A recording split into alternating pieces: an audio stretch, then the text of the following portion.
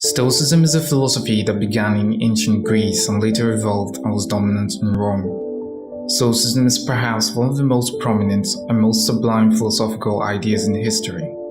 Its influence spanned across race, gender, and time. As a school of thought, Stoicism flourished in Athens throughout the Hellenistic era. Stoicism was a particularly unique philosophy that stood out in practicality and usefulness. The originators of Stoicism had an altruistic view of philosophy. They believed their ideas could greatly benefit anyone and everyone, regardless of social status. Hence, they propagated and publicly taught an accommodating philosophy that appealed to people from all walks of life. The early Stoics discussed and taught their ideas in the public place, giving everyone the opportunity to engage and learn Stoic ideas. Due to this, many people understood the core ideas of Stoicism and applied its teachings to their daily lives. To many, Stoic teachings proved to be very helpful. Centuries later, the Romans and the Roman Empire adopted and further popularized this philosophy. In Rome, Stoic teachings found huge appeal amongst the different social class, from slaves to statesmen to even emperors. Some of the most popular works on Stoicism today came from this period. Books like Discourses by Epictetus, who was a Roman slave turned tutor, Letters from a Stoic, written by Seneca, a Roman statesman and renowned Stoic philosopher. Also the Meditations by Marcus Aurelius, a Roman emperor, one of the greatest men to have ever lived. Even today, Stoicism has found its way into modern culture. Modern Stoicism has found a huge community, both online and in little gatherings around the globe. For most modern Stoics, the ideas of Stoicism are just as practical today as they were millennia ago, and thus can help us cope with a seemingly insufferable world.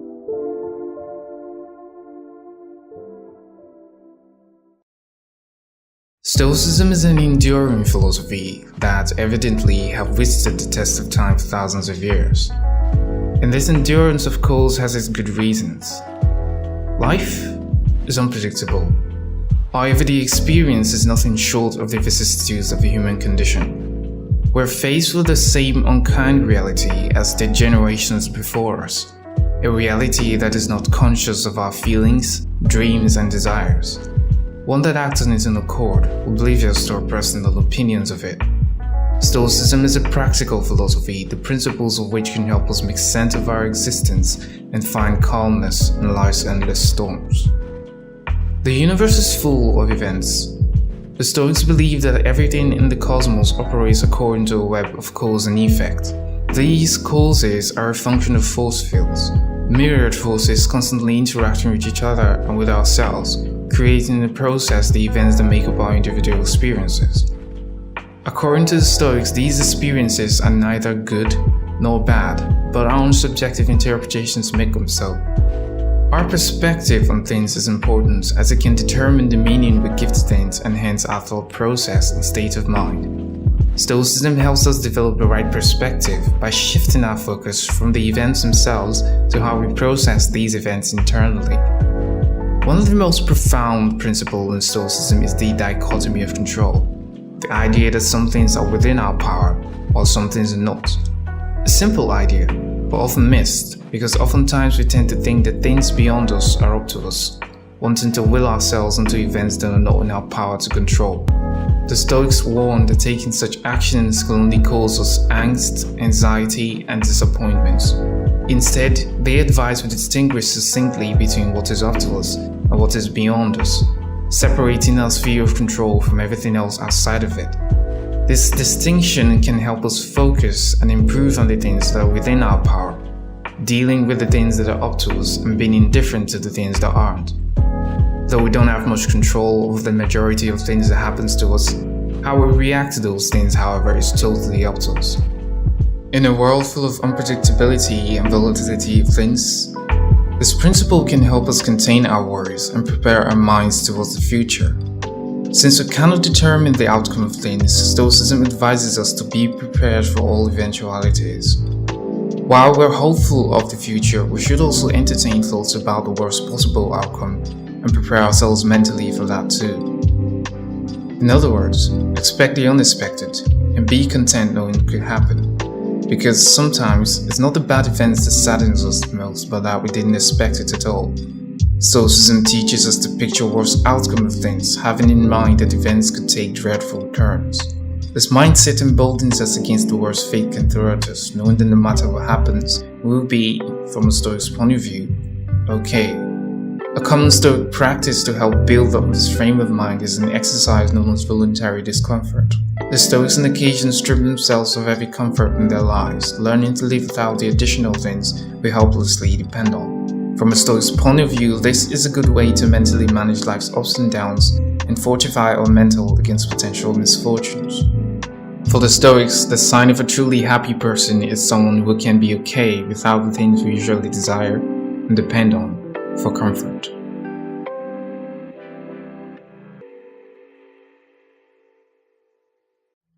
Happiness is expensive. In modern culture, the requirements for a happy life is a very long list. The next car, the next house or spouse, new job, just a little more stuff and then we'll be okay. It's always an external pursuit, striving to attain some standard put forward by our collective imagination, and with the help of media today, that chase has never been more agreed upon. Our internal values correlated with our external achievements. We look to things outside ourselves to help us find peace within ourselves. Unintentionally internalizing opinions and expectations, and with it, setting unrealistic standards against which we measure our validation, self-worth, and happiness.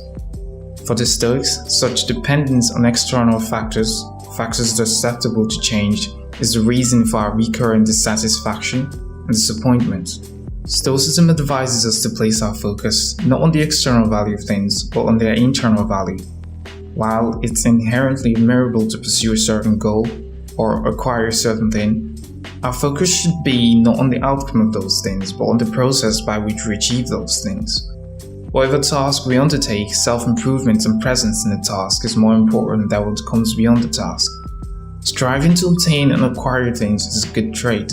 However, these things can only be enjoyed if they do work out, but not to be depended on for a happy life. For the Stoics, a happy person is someone who has understood the meaning of existence, with or without the things he or she desires.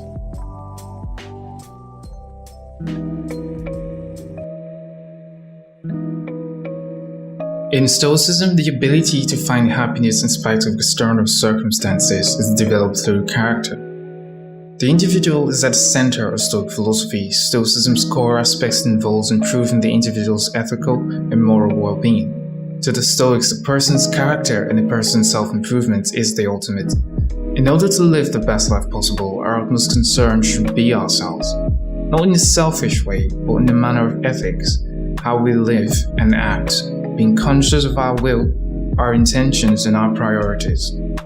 It's all about character. As Epictetus once wrote, "Ask me what the real good in men's case is, and I can only say that it's the right kind of moral character."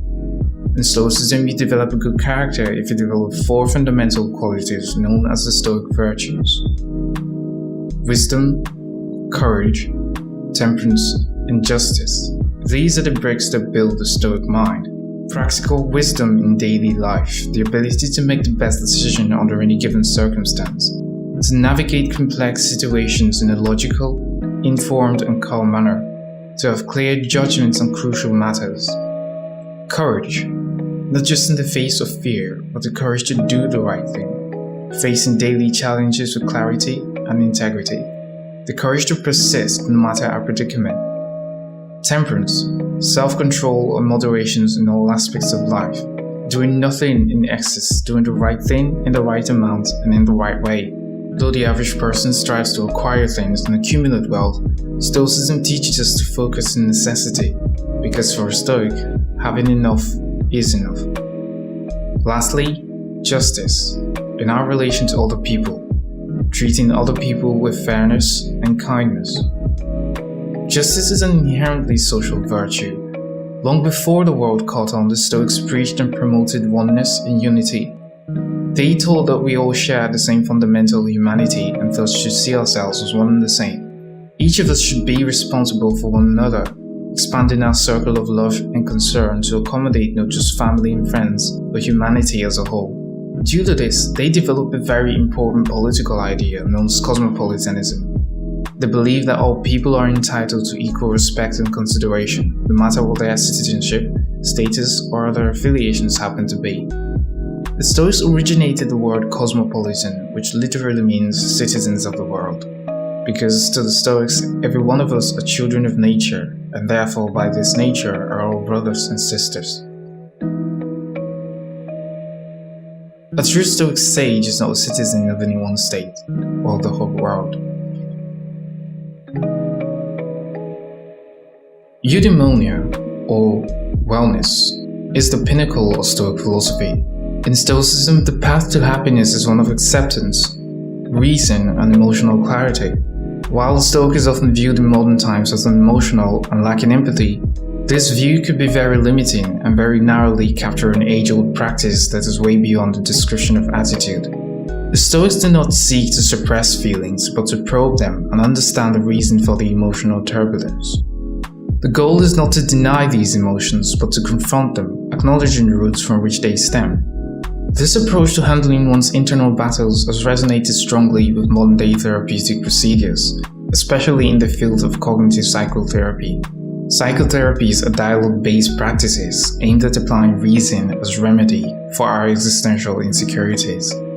Treatments like cognitive behavioral therapy, rational emotive behavioral therapy, or REBT, helps patients with mental and emotional distortions overcome negative and self-defeating thought patterns, learning to challenge their unhealthy and unhelpful attitudes, beliefs, thoughts, and emotions, and in turn improve their behaviors and emotional regulations. Stoicism is at the core of procedures like these, and also similar fields like logotherapy and some aspects of modern psychology.